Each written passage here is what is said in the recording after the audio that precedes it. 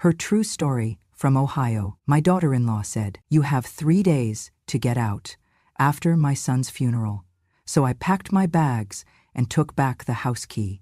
She thought I was powerless. I was just polite. "What are you looking for from me?" "That's your suitcase. You're a burden in my house." She threw my suitcase onto the lawn like it was trash. The sound of it hitting the wet grass was louder than I expected, or maybe it just felt that way. Heavy with years of quiet tolerance. Emily stood in the doorway, arms crossed, her tone as sharp as the wind that morning. "You have 3 days to get out," she said flatly. I didn't answer right away. I looked down at the suitcase. One of the wheels was cracked. The handle still had Daniel's initials stitched into the leather, back when he saved up to buy it for me before my trip to Boston. I'd used that bag maybe 5 times. Today would be the 6th. "You heard me," Emily added. 3 days. I've already contacted a locksmith. Still, I said nothing. Not yet. I bent down, picked up the suitcase, dusted off the mud. The zipper was halfway open. Inside were my folded scarves, my pill organizer, the envelope with Daniel's death certificate. Emily hadn't even closed it properly before throwing it out. When I looked back up at her, she was already turning away, as if it were done, as if I were just another piece of clutter to be dealt with, now that the funeral was over. I carried the suitcase up the short path to the curb, sat down on the concrete step, pulled out my phone. The first number I dialed wasn't for a taxi, or a friend, or even my cousin in Youngstown who had once offered me her guest room. No, I called the county assessor's office. "I'd like a property survey," I said, keeping my voice steady. "Yes, this week if possible. I'm the co-owner of a residence. I believe there's confusion about whose name is on the deed, because that's the thing." Emily thought I was powerless, but I was just polite. 3 days earlier, we'd buried Daniel, my son, my only child. Pancreatic cancer had stolen him in under a year. One moment he was working 12-hour days as a systems engineer and chasing Tommy around the yard. The next he was gaunt, silent, and tethered to machines that beeped more than they breathed. Emily had been composed throughout the process, too composed. When the nurse pronounced him gone, she didn't cry. She checked her watch. I stood at the side of his hospice bed, clutching his still warm hand, while she was already speaking to the funeral home. That should have been my first sign. At the funeral, she wore black silk and pearls. Not mourning, but a show of control. Every detail had been decided by her. I wasn't allowed to speak. Not even a reading. "It's better this way," she said. "You might get too emotional, at my own son's funeral." So I stood in the back pew like a stranger, accepted stiff hugs, answered whispered condolences with a smile I borrowed from someone stronger. All while Emily accepted center stage like the grieving widow in a play she'd written. I didn't cry until I got home, and I didn't scream until she threw me out. Emily and I had never seen eye to eye, but we'd survived each other for Daniel's sake. In the early years, she was civil, sometimes even warm. She made an effort, but it changed after the wedding. Daniel started calling less. I was asked not to visit without notice. I was told Tommy shouldn't be left alone with me unless it was approved. I was gently pushed aside, like furniture no longer in style, and I let it happen. For Daniel. But even he had started to notice. Once, when I brought a pot roast over without calling, he hugged me tightly in the garage before sneaking me in the back door like a teenager. "She doesn't mean anything by it, Ma," he whispered. "She's just stressed." That was always the excuse. She was stressed, busy, anxious. But I was grieving. I had buried my boy. And now she was burying me. From his life, his home, and his legacy. So no, I didn't argue when she evicted me. I packed my bags quietly. I watched her throw them onto the lawn like they were nothing. And then I called someone who remembered the truth. The surveyor came on Thursday morning. A middle-aged man named Cliff with a clipboard and no time for drama. I greeted him at the gate with a mug of coffee and the original deed papers Daniel and I had signed together before his wedding. "Joint tenancy," I said, tapping the line with my pen. "Filed 2018, before the marriage." Cliff adjusted his glasses. "Still active?" I nodded. Daniel never changed it. Emily's name was never added. She just assumed. Cliff whistled low. "Lot of folks assume they inherit by default." He walked the perimeter, took photos, notes. He'd submit the report in a few days, but we both knew the answer already. The house was half mine, and in the absence of a legal amendment or verified will, more than half. Emily hadn't asked a lawyer before tossing me out. She hadn't checked the title. She hadn't even looked in the fireproof box Daniel had once told me to keep, just in case. But I had, and now, her 3-day deadline had passed. I wasn't leaving. I was reclaiming. That night, as I sat in the motel room down the road, a small floral place with curtains that smelled like lavender and dust, I opened Daniel's laptop, the one he'd used in his final months, the one Emily never touched. He'd never changed the password. And inside, I found more than old photos. I found the first clue that something was deeply wrong. But that part of the story, that part was just beginning. They say a mother always knows when her child is hungry, tired, hurting. I used to believe that, until the day I realized I hadn't heard Daniel's voice, his real voice, in almost a year before he died. He was my miracle. I had him at 38, a late blessing after 5 miscarriages and 1 marriage that didn't survive them. Daniel came into the world quiet and observant, the way he left it. But in between, he was the kindest boy you could ever meet. As a child, he never needed much. Books over toys, laughter over tantrums. He was my little old man, always helping me fold laundry or read mail, trying to be the man of the house after his father passed. We were more than mother and son. We were a team. And I thought nothing, no one, could come between that. Then came Emily. She wasn't loud or cruel in any obvious way. She knew how to smile for photos, how to compliment the casserole. But her eyes scanned a room, like she was looking for something better than what she had. When she first came to dinner, she brought wine and a candle. I didn't drink, and I already had candles on the table. She noticed and never came empty-handed again, but always brought something. That was Emily.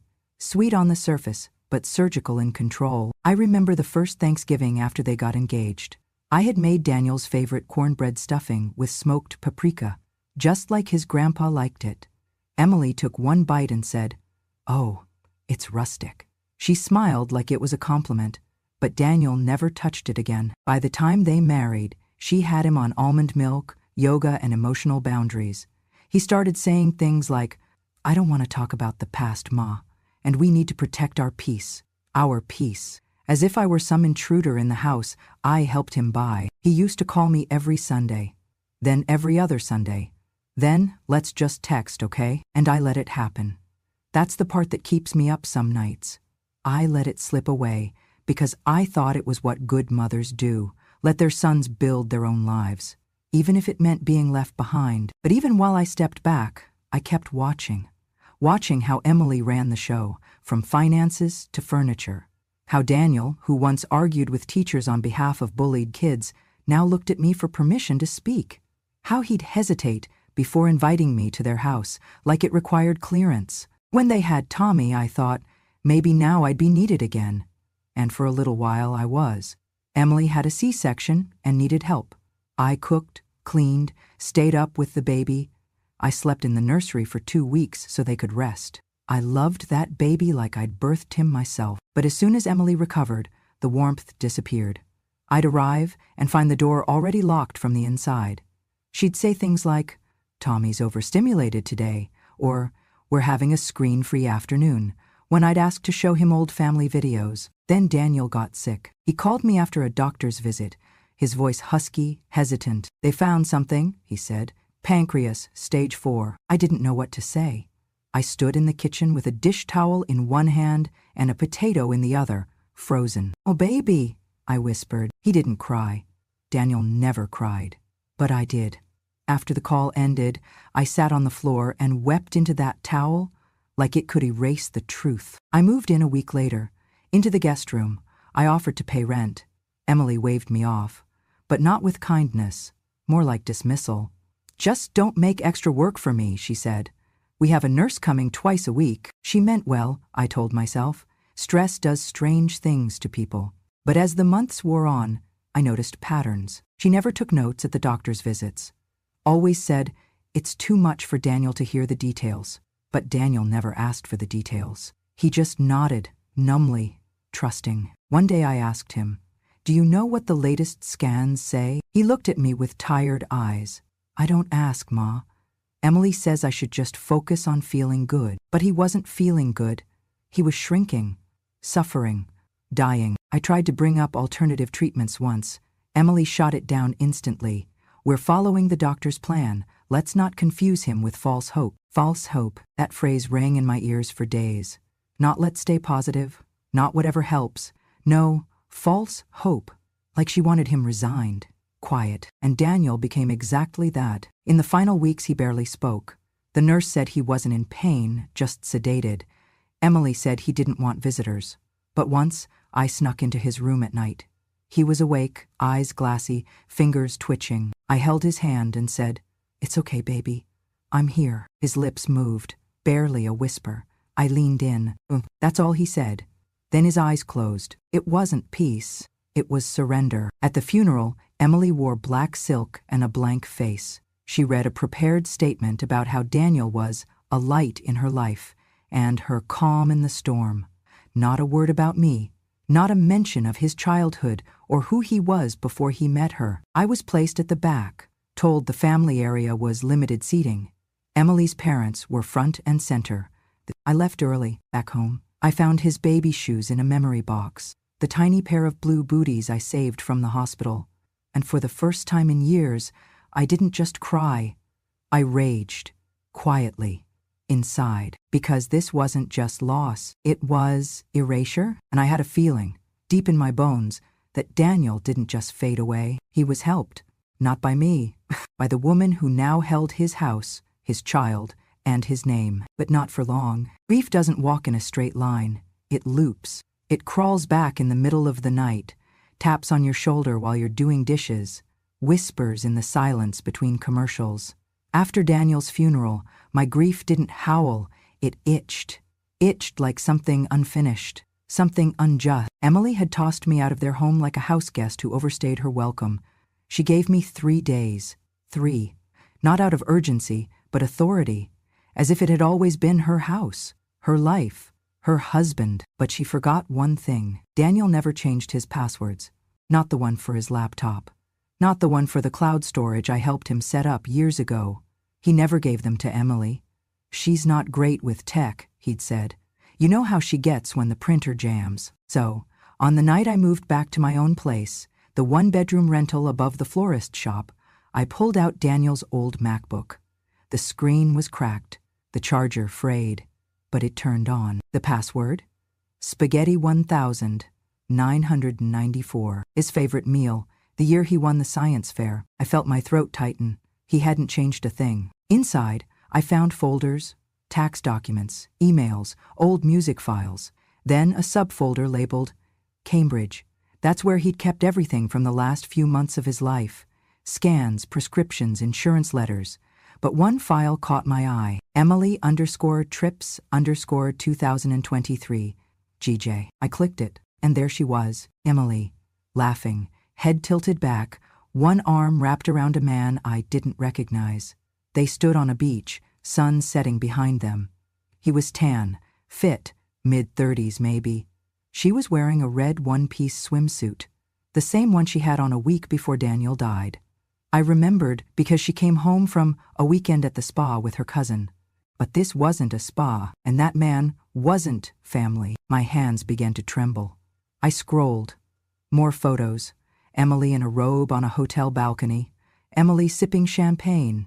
Emily holding the man's hand. The timestamps were brutal. April 3rd, Daniel was in hospice, vomiting daily. April 4th, Emily was kissing a man on a boat. April 5th, Daniel's breathing began to slow. April 6th, Emily was back home, dressed in black, standing beside me at the funeral planning, and smiling in the photos. Smiling, I backed away from the screen. The chair creaked. My stomach turned. I should have felt rage, but I felt something worse. Recognition. All those nights Emily claimed to be stepping out to clear her head. The missed hospice visits. The late returns smelling of citrus and sweat. I had explained it away as stress, as her coping mechanism. But the truth had been there, in front of me, pixel by pixel. She wasn't grieving. She was free. And Daniel? He'd never known. Or maybe he had, but didn't have the strength to speak it. I opened the email archive, typed in the name I found from one of the photo tags, Jonathan Larkin. Nothing from Daniel, but I switched to Emily's name. Dozens of messages forwarded from her to Daniel. Clipped, impersonal, medical. No warmth, no signatures. But then I checked the sent folder. Daniel had drafted a message 2 weeks before he passed. It was never sent. If you're reading this, I guess I couldn't find the words. Something's off. I feel like Emily's lying to me about the money, about the will. She doesn't want me to talk to anyone but her doctor. I'm scared, but too tired to argue. Please, if anything happens, don't let her get away with it. I love you. The cursor blinked at the end of the unsent message. He had saved it but not sent it. Was he afraid? Drugged? Or did Emily see him type it? I didn't know. But now, I had motive. I had photos. I had suspicion turned evidence. And I wasn't done. The next morning, I walked to the local library, the one with dusty shelves and a printer that always jammed. I asked the librarian, a retired teacher who remembered Daniel's spelling bee win, if I could use the computer. I searched public records, real estate transfers, power of attorney filings, death certificates, and there it was. Daniel's will filed 2 days before he passed, witnessed by one of Emily's co-workers, signed by Daniel Thompson in shaky script. I pulled up his last known handwriting, a birthday card he'd mailed me the month before. The signatures didn't match. My heart pounded. She'd forged it. She'd faked the very document that gave her my son's house, his assets, even guardianship over Tommy. Now I had 3 things: motive, method, and mistake. But I needed backup. So I made a call, one I hadn't made in years, to someone who used to owe me a favor. If you think the elderly are slow, you've never seen a group of old friends smell a scandal. It had been years since I last saw Max, Jean, and Robbie in the same room, a trio of sharp minds with weathered faces and sharper memories.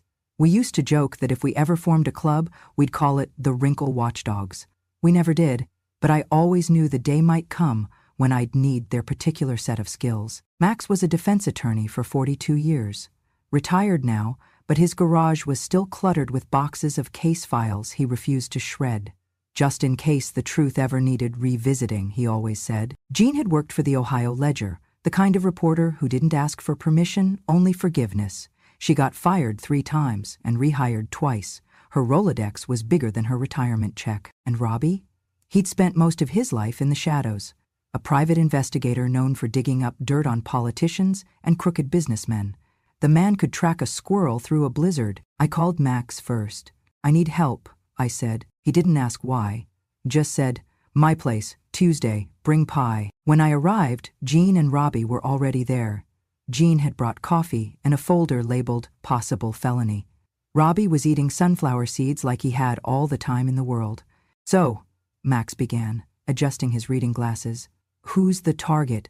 Emily, I said. My daughter-in-law. Jean raised an eyebrow. That statue of politeness with the fake laugh? I nodded. Then I told them everything. The photos, the forged will, the email Daniel never sent, the way she'd isolated him, the way she'd tossed me out before his body was cold. By the end of it, Jean's jaw was clenched tight. Max was already scribbling on a legal pad. Robbie had stopped chewing. You're saying she used his illness to lock down his assets while sleeping with another man? Robbie asked. I nodded. And I think she faked the will. God damn, Max leaned back. I've seen CEOs do less damage with more lawyers. She's sloppy, Jean said. That means we can catch her. I looked at each of them. My voice didn't shake. Will you help me? Max folded his arms. Let's split it up. He pointed to Jean. You look into Jonathan Larkin, social media, tax records, anything sketchy. Find out who he is, how long he's been around. To Robbie, you get access to Daniel's medical records.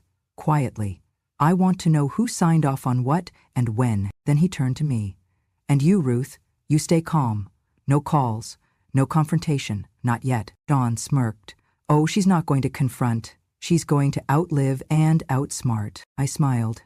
That's the plan. And just like that, the Wrinkle Watchdogs were back in business. It took less than 2 weeks for the truth to crawl out from under its polished surface. John was the first to strike gold. He's not just a fling, she told me over the phone, her voice hard with disbelief. Jonathan Larkin's been around for 3 years, Ruth. They met at some real estate seminar in Columbus. And guess what? Well, he listed Emily as an emergency contact at his private gym. She's been paying his membership for 2 years, in cash. I pressed the phone tighter to my ear. What else? He has no job, none, just a lease in his name. One Emily co-sigged. She's been bankrolling him. The words felt like stones in my stomach. While Daniel was sick, Jean didn't answer. She didn't need to. Meanwhile, Robbie, ever the ghost in the wires, had slipped a 50 to a nurse's aide at the hospice center where Daniel spent his final weeks. The woman was nervous but willing. I remember her, the aide said, referring to Emily. Always on her phone, never cried, didn't stay overnight once. Robbie asked about Daniel's meds. She managed them herself, the aide said. Didn't want us adjusting anything without her permission. Said she had a background in pharmaceuticals. But that didn't check out with the head nurse. Then came the most damning piece. She had a briefcase she kept locked. I saw her slip something in once. Looked like paperwork. Robbie got the aide to sign a statement. Meanwhile, Max was knee-deep in forensics. He'd sent the will, the one filed days before Daniel's death, to a handwriting analyst he trusted from an old case. 3 days later, we met in Max's garage. The air smelled of motor oil and secrets. She forged it, Max said simply. He handed me 2 documents. One was the will submitted to probate court. The other, a sample birthday card Daniel had written me, which Max had copied from my photo album. See the D? He pointed. Totally different curvature. And look at the T in Thompson. Hers is rushed. Danielle's was careful, rounded, Jean added. The notary who signed it, he's a family friend of Jonathan, not a licensed professional at all. Then Robbie pulled out a flash drive. Audio recording, he said. From a coffee shop downtown. He hit play. Emily's voice crackled to life. He's barely hanging on, John. I need to file this before the next scan. If the hospice changes his meds again, he might actually start talking. Then laughter. Jonathan's, just get the money, babe. That was enough. Max looked at me, eyes fierce behind his bifocals. We've got motive, fraud, forgery, medical neglect, enough to trigger a civil suit and possibly criminal charges. Jean crossed her arms. And guardianship of Tommy? Then too, Max nodded. If we play it right. I felt my knees go soft. I sat down on a box of old depositions. All those months I'd questioned myself, wondered if I was imagining things, if grief was making me paranoid. But no, the truth had just been waiting for someone too old to matter, but too stubborn to forget. We spent the rest of the night preparing. Max would file an injunction on the will. Jean would leak the photos and recordings to a friendly news outlet if Emily pushed back publicly. Robbie would contact the probate judge anonymously with a tip. As for me, I would invite the entire family, Daniel's aunts, uncles, cousins, to dinner. One last supper, one unexpected reckoning. I cooked for 2 days straight. Roast beef, garlic mashed potatoes, green bean casserole, cornbread, pecan pie, all of Daniel's favorites. I used the same china set he grew up seeing on holidays.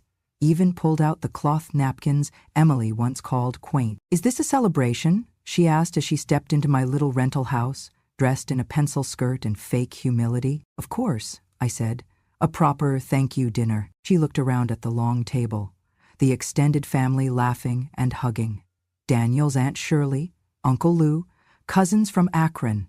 Even his godmother from Michigan had flown in. I wanted to honor Daniel properly, I added, with people who actually knew him. Emily smiled, her lips thin as wire.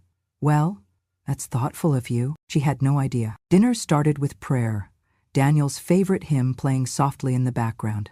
I said grace with a firm, steady voice, thanked everyone for coming. We passed dishes, shared stories. The mood was warm, almost nostalgic, until Max stood up and cleared his throat. I hope you don't mind, he said politely, but Ruth invited me to share something. Legal clarification, if you will. Emily blinked. Max placed a stack of folders at the center of the table. As Daniel's former family attorney and longtime family friend, I feel it's important to set the record straight. He opened the first folder. This, he said, is the original will, dated 2021, signed by Daniel and notarized by an independent official. It clearly designates all property, assets, and guardianship to Ruth, his mother. Aunt Shirley gasped. Emily stood. That's ridiculous. The will was updated. Max raised a hand. Yes, and this, he held up a second document, is the forged version submitted by you. He looked her dead in the eyes. Signed during a time when Daniel was heavily medicated and barely lucid.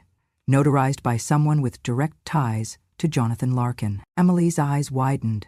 I don't know who that is. Jean stood up next. Funny, because here you are with him, on a yacht in Myrtle Beach, while your husband was dying. She dropped a stack of printed photos on the table. Gasps echoed around the room. Emily's mother, sitting at the far end, covered her mouth. Wait? Uncle Lou squinted. Is that the same week as the hospice? Robbie stood. Yes. April 4th. Daniel's records show a severe decline in organ function that very day. Emily told staff she was visiting family, but she was with Jonathan. Emily backed away from the table. This is slander, she said. No, I said quietly, standing now. It's truth. I walked around the table and placed a sealed envelope in the center. This is a letter Daniel typed 2 weeks before he passed. It was never sent. He was too weak. But he saved it in his email. I opened it and read aloud. Well, if you're reading this, I guess I couldn't find the words. Something's off. I feel like Emily's lying to me about the money, about the will. She doesn't want me to talk to anyone but her doctor. I'm scared, but too tired to argue. Please, if anything happens, don't let her get away with it. Love you. There was silence. Then Aunt Shirley sobbed into her napkin. Emily's face twisted, fury and fear colliding. You can't prove, Max interrupted. We already have. The handwriting expert's report confirms forgery. The witness isn't a notary. And the account linked to the hospice payments? Drained, days before Daniel's death, into an account under your name, Jean added softly. And there's a recording, Emily, of you and Jonathan planning it all. Emily staggered back, her chair toppled behind her. She looked around, eyes darting, as if someone might still defend her. No one did, not even her own mother. It's not what it looks like, she whispered. But it was. It was exactly what it looked like. A woman who had seen a dying man not as a husband, but as a hurdle. I stepped forward, held up a photo of Daniel holding Tommy as a baby, both of them smiling at me. You tried to erase me, Emily. But Daniel knew who I was. And now? So does everyone else. That was the moment it broke. The illusion, the performance, the mask. Emily didn't cry. She fled, grabbed her purse, slammed the door, tires squealing down the street. No one chased her. No one even moved. Just silence. And a table full of people finally seeing clearly. Max turned to me. We'll file first thing Monday. Probate court will freeze her access. You'll get back the house, the money, and we'll petition for Tommy. I nodded slowly, but I wasn't thinking about the house. I was thinking about the quiet boy who used to fall asleep on my chest during thunderstorms, and how tonight his voice had finally been heard. The courtroom smelled of old wood, paper, and the faint trace of perfume, Emily's, no doubt. She sat at the defendant's table, her hair perfectly curled, her blazer tailored. But her eyes were wild. She looked like a woman clinging to the last plank of a sinking ship. I sat across the aisle with Max, Jean, and Robbie behind me. They didn't speak. They didn't need to. Their presence was enough. The judge, a no-nonsense woman named Pearson, shuffled through our case files with tired hands but alert eyes. We're here to determine the legitimacy of the amended will filed under Daniel Thompson, she said, and to examine the subsequent transfer of assets, as well as guardianship over the minor child, Thomas Thompson. Max stood with quiet command. He laid it all out. The forged signature, the fake notary, the money trail to Jonathan Larkin, the audio recording, the photos. Jean's article had already hit the local press that morning. Emily was infamous by lunch. Then Max handed over Daniel's unsent email. This, he said, is the voice of a dying man, and the last plea of a son who knew something was terribly wrong. Emily's lawyer, a frantic young man who looked like he was regretting every life choice, tried to object, stall, redirect, but the judge saw through it all. After hours of testimony and silence, and the click of evidence being passed between hands, Judge Pearson leaned back and sighed. Emily Thompson, she said, this court finds sufficient evidence of will forgery, financial fraud, and deliberate misrepresentation to the probate system. The amended will is nullified. Emily's jaw dropped. Furthermore, the judge continued, given the unethical behavior, emotional manipulation, and documented neglect, you are hereby stripped of primary custody of Thomas Thompson. A gasp rippled through the room. Full guardianship, the judge said, turning to me, is granted to Ruth Thompson, the child's paternal grandmother. I didn't cry, not yet. My hands were clasped tightly in my lap, fingers trembling. You are also awarded full ownership of the estate and remaining financial accounts under Daniel Thompson's name, the judge added. Emily stood suddenly. This is a setup. She's manipulating everyone. I'm his wife. You were his wife, the judge corrected, and he was your victim. Emily's breath hitched. Her hands clenched at her sides. You can't take my son. But the judge had already struck the gavel. It was done. Emily screamed. Not words, just raw guttural sound, like a woman who had finally realized the curtain had fallen and the spotlight was gone. She turned toward me. I loved him, she spat. You just poisoned him against me. I stood slowly, looked her dead in the eye. You did that yourself? Emily crumbled. She wept into her hands, then ran from the courtroom like a child caught stealing. No shoes, no bag, no plan, just disgrace. She left town that week. No forwarding address, no custody appeal, just silence, which for the first time in her life might have been her most honest sound. The house was smaller than I remembered. Funny how that works. Grief makes everything feel bigger. The walls, the silence, the shadow left behind. But now, with the truth aired and the storm past, the house had shrunk back into what it once was, a home. I unlocked the front door with the original brass key, the same one I'd carried on a ribbon in my purse for years. The lock turned without resistance. For the first time in a long while, I stepped into my son's house without feeling like a trespasser. Boxes lined the living room. Emily hadn't taken much, only what she could carry in one trip. The furniture was still there. So was Daniel's jacket on the coat hook, and Tommy's toy car under the couch. But the energy had changed. It no longer belonged to a lie. It belonged to memory, to honesty, to Daniel. I started in the kitchen, that same kitchen where Emily once told me, "You don't need to cook. We have professionals for that now." Where she took my homemade pies and replaced them with store-bought tarts. Where she accidentally forgot to invite me to family dinners. Now, I wiped the counters clean, scrubbed the sink until it gleamed, lined the drawers with new paper. I opened the windows, let the air rush in like a baptism. I brewed tea, chamomile, just the way Daniel liked it.